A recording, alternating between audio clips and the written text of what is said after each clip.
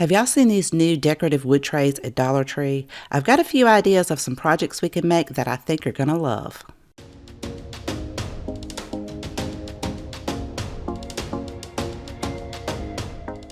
I am loving this new design. It gives it a higher end look with those curved edges. I'm going to start off by sanding all of those edges with a fine grit sandpaper because they're pretty rough and they have a few little splinters.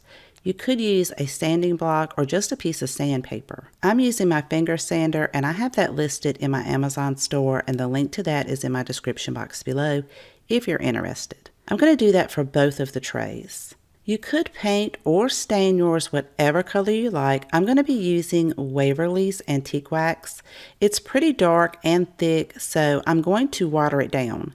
This will lighten the color and I won't have to use as much antique wax. It also spreads very well. Once I've applied a coat to the entire tray, I will take a dry paper towel and blend that in and wipe any of the excess off. Then I will repeat that process with the second tray. I will set them to the side and allow them to dry.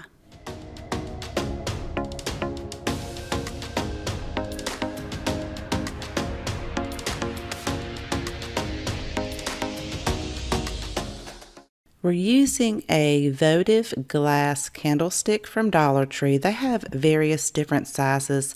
This one measures about 6 inches tall. After removing the label, I'm going to give it a really good cleaning. And now that our 2 trays have dried, we're going to make marks because we're going to make a 2-tiered tray using that candlestick. Taking the top part of the candlestick, we're going to center that in the bottom of one of the trays and just draw a circle around that rim so we know exactly where to place it to glue it down.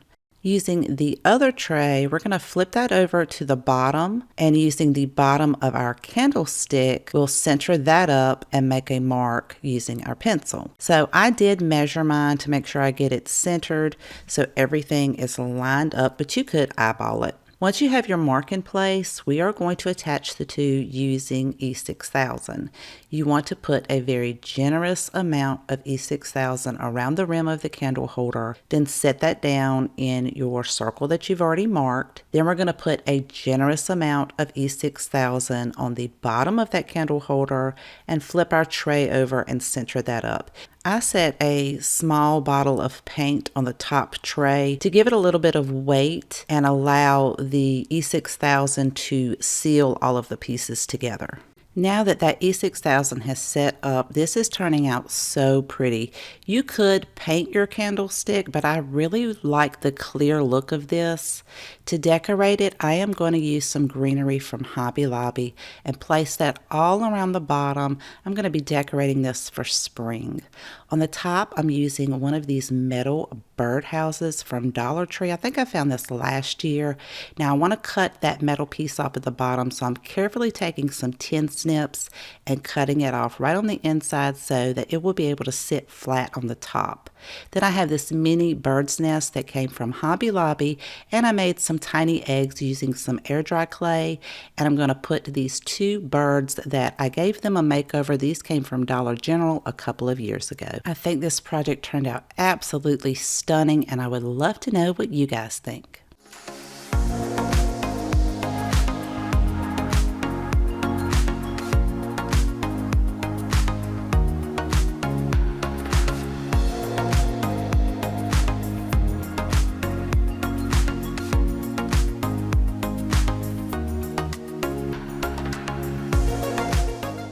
For this project, we're using just one of those wood decorative trays and some of these wooden snowmen from Dollar Tree. If you don't have any of these in your Christmas stash or you can't find them at your Dollar Tree, I did find something similar on Amazon, and I'll have that linked in my Amazon store if you're interested. We're going to take 4 of those and we're going to hot glue 1 in each corner. So you're going to glue the bottom of the snowman to the bottom of your tray.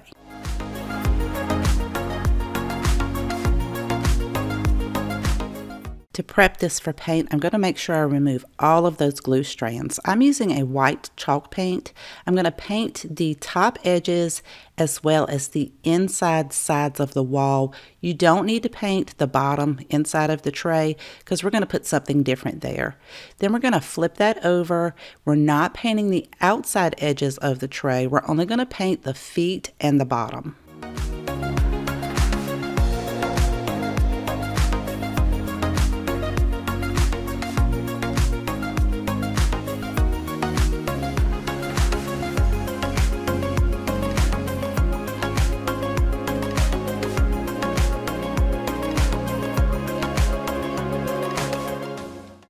Once dry, this is how it should be looking. We are going to be covering the outside sides as well as the inside with some scrapbook paper. So I'm going to take some measurements for the inside dimensions as well as measure the outside side. So I'm just going to measure the highest point and then the length across. I will be cutting my paper down a little bit larger for the sides.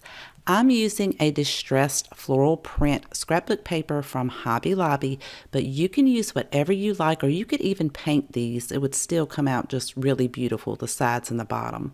I'm going to cut the width that I need down for the sides, then cut out the exact measurement for the inside bottom of the tray. Then I can cut those long pieces down to the size that I need for each of the sides. So again, the sides are going to be larger than the actual sides because we want to have enough scrapbook paper to go all the way around those sides. So to attach them, I'm going to be using some Mod Podge, and I'm going to apply a very thick layer, not super thick. You don't want it kind of oozing off the sides, but you want a good layer on there to make sure your scrapbook paper adheres well. I'm lining the straight line up at the bottom of the tray, press it down, and then we're going to flip it over and do the opposite side. We're not going to go, from one side to the next to the next. We're going to do this side, flip it over, and do the opposite side. I found that to kind of speed up that Mod Podge process to make sure it seals good, just take a piece of parchment paper and a mini iron or a household iron and go over that to make sure it seals all the edges, and it's just going to seal it really quick, and you don't have to really wait on that Mod Podge to dry. Now, if you have some really thick scrapbook paper like I do, you could go just directly over it and really make sure you get those creases so you know exactly where to take your sandpaper to get the excess off. I'm going to use a fine grit sandpaper, go in one direction, and remove that excess paper off of that side. Then I'll go over the top and get all those curves at the top of this tray.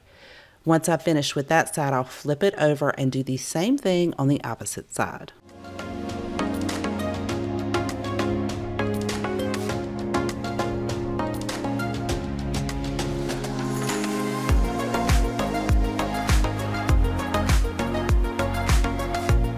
I made sure to wipe everything down to remove any of that paper dust and debris before doing the exact same thing on the other two sides.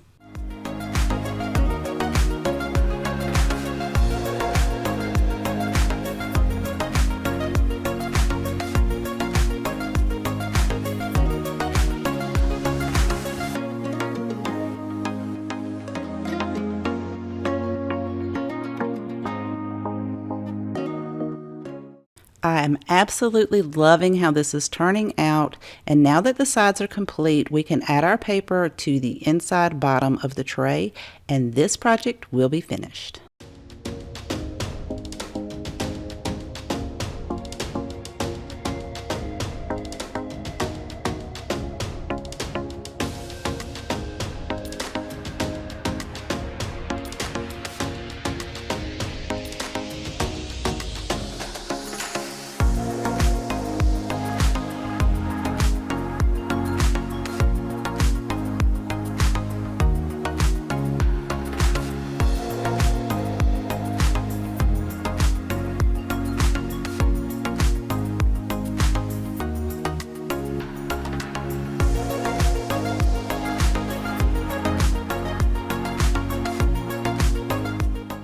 For this project, we're using 2 of Dollar Tree's wood wall shelves. These are the larger ones.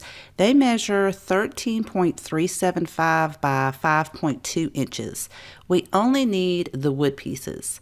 Now both of these have holes in each of the corners, so I'm going to fill those in with my favorite wood filler, which is this plastic wood. It's very thick, so a little bit goes a long way, and it dries super fast. By the time I am finished adding that to the last hole, the first board is almost ready for me to go ahead and sand that down nice and smooth. So once I sand each of those, I'm also going to run my sandpaper over the edges to make sure that the edges and the front and back of the boards are smooth. I'm not going to add wood filler to the back side. I'm only adding it to one side because we're going to cover the holes up on the other side with something else. My local Dollar Tree only had 3 of those decorative wood trays, and I used those in our previous 2 projects, but I wanted to show you this idea with these rectangular wood trays. I think it would be really pretty to use those decorative ones, but just to give you some inspiration on another project that you could create with those, if you're able to find those extra trays and you recreate this, please share it with me over on Instagram or Facebook so I can see how it turned out. But for this particular project, I'll be using these rectangular ones. I am going to use that same watered down Waverly Antique Wax and paint all sides of all 3 of these trays. I'm also going to be painting our 2 wood pieces for the wall shelves and 4 of these paint star sticks. These are like the 1-gallon paint star sticks you can find at Lowe's. You only need to paint one side of the paint stick and then wipe it off to kind of blend it in. But for the larger wood pieces, you do need to paint all sides, including the edges.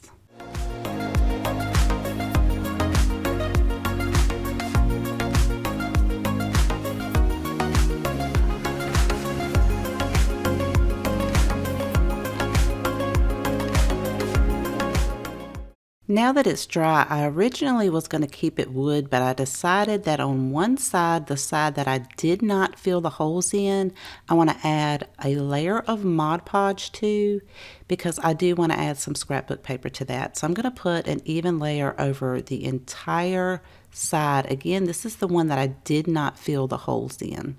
And while that's drying, I'm going to take my scrapbook paper, and this is a distressed floral scrapbook paper from Hobby Lobby, but you feel free to use whatever kind you like.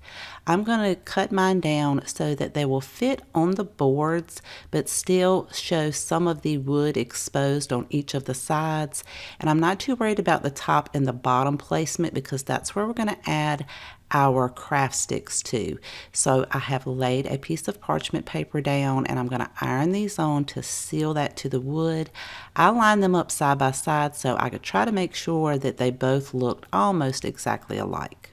Now it's time to cut our craft sticks down, and my miter shears will not cut all the way through this, but it will score a mark so that I'm able to take my scissors and cut that down without it splitting all to pieces.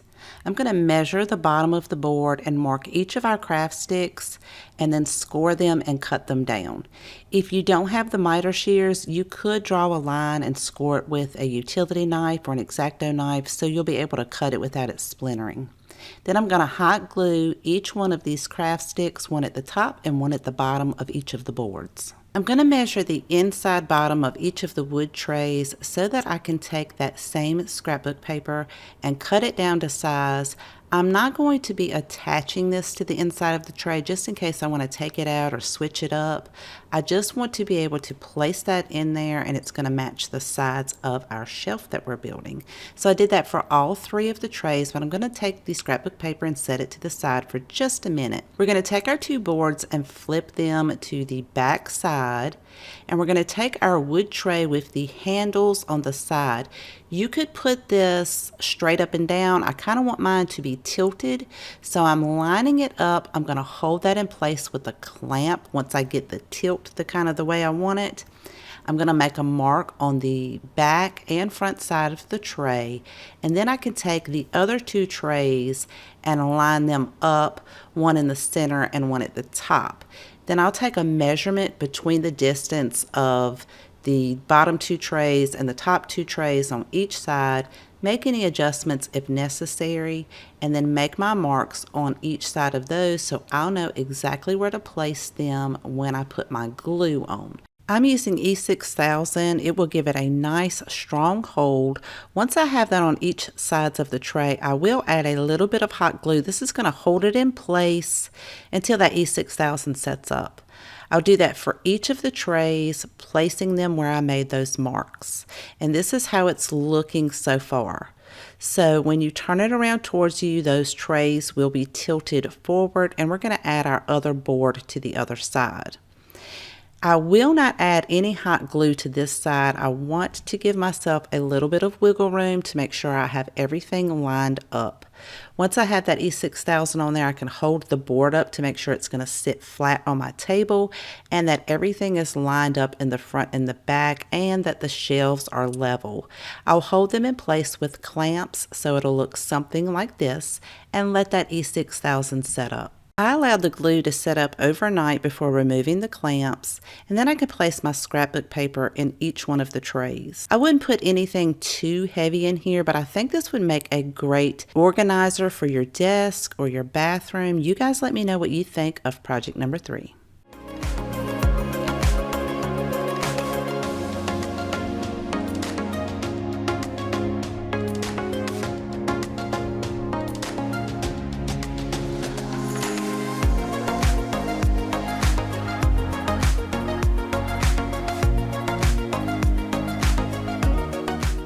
If you have a favorite project out of today's video, please let me know in the comments down below. I always love to know which one is your favorite. And if you enjoyed today's video, I recommend you watch this video next. Thank you so much for spending time with me today. Please take care, and I will see you guys next time.